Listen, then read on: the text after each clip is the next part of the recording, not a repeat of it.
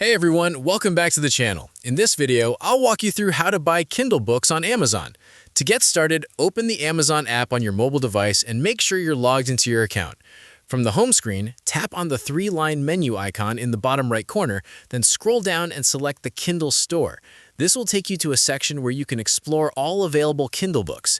Browse through the store and tap on the book you're interested in to open its details page, where you can check the description, price, available formats, and read user reviews if you want more information before purchasing.